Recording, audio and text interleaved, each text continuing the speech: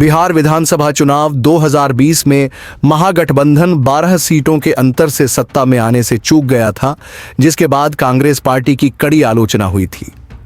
तब seat sharing में कांग्रेस के साथ रणनीतिक चूक हो गई थी, जिससे महागठबंधन को नुकसान उठाना पड़ा। इस बार कांग्रेस पूरी तरह सतर्क है और प्लान 45 के तहत अपनी चुनावी रणनीति तैयार कर रही है।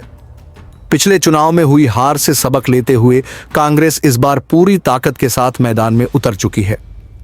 बिहार कांग्रेस अध्यक्ष डॉक्टर अखिलेश प्रसाद सिंह, महिला कांग्रेस की राष्ट्रीय अध्यक्ष अलका लांबा और बिहार कांग्रेस के प्रभारी सचिव शाहनवाज आलम पूरी तरह सक्रिय हो गए हैं।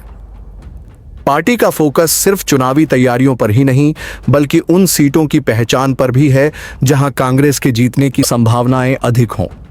बिहार कांग्रेस अध्यक्ष और राज्यसभा सांसद डॉक्टर अखिलेश प्रसाद सिंह ने स्पष्ट कर दिया है कि इस बार पार्टी 50 सीटों पर जीत का लक्ष्य लेकर चल रही है।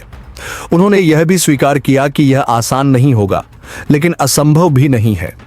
कांग्रेस इस बार चौंकाने वाले नतीजे देने का दावा कर रही है और मिशन 50 के नारे के साथ पूरी तैयारी में जुटी हुई है। हालांकि इसके लिए सबसे पहले पार्टी को अधिक सीटों पर चुनाव लड़ने का अवसर हासिल करना होगा। पिछले चुनाव में कांग्रेस ने 70 सीटों पर चुनाव लड़ा था, लेकिन सिर्फ 19 सीटें ही जीत पाई थीं। राष्ट्रीय जनता दल आरजेडी इस बार कांग्रेस को अधिक सीटें देने का जोखिम उठाएगी या नहीं, यह देखने वाली बात होगी। 2020 के चुनाव में महागठबंधन 110 सीटें जीतकर बहुमत के लिए जरूरी 122 के आंकड़े से महज 12 सीट दूर रह गया था और कांग्रेस के खराब प्रदर्शन को इसकी बड़ी वजह माना गया था।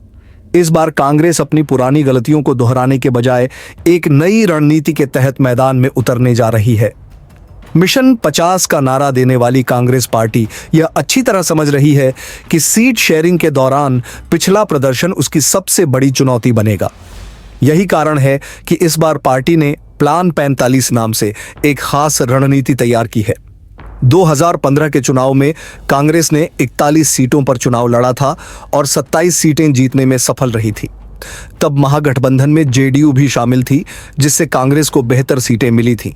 2020 के चुनाव में कांग्रेस ने अधिक सीटों की मांग की, लेकिन जो सीटें मिलीं उनमें से 45 ऐसी थीं जहां पार्टी पिछले 4 चुनावों से हारती आ रही थी।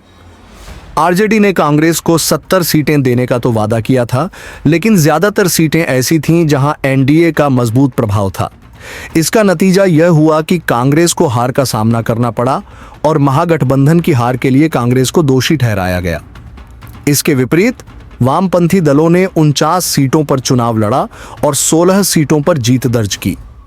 अब कांग्रेस इस गलती को दोहराने के मूड में नहीं है और पहले से होमवर्क करने में जुट गई है। प्लान 45 के तहत कांग्रेस इस बार सीटों की संख्या पर जोर देने के बजाय उन सीटों को प्राथमिकता देगी जहां उसकी स्थिति मजबूत हो और जीत की संभावनाएं अधिक हों। पार्टी इस रणनीति को चुनावी तैयारी का हिस्सा मान रही है। कांग्रेस के एक्टिव मोड में आने का मुख्य कारण यही है कि सीट शेयरिंग से पहले पूरी तैयारी कर ली जाए। अब यह देखना दिलचस्प होगा कि लालू यादव की आरजेडी इस बार कांग्रेस को कितनी और कौन सी सीटें देने के लिए तैयार होती है। अगर आप देश विदेश से जुड़ी तमाम खबरें सबसे पहले पाना चाहते हैं तो वीडियो को लाइक करें और चैनल को सब्सक्राइब जरूर करें। धन्यवाद।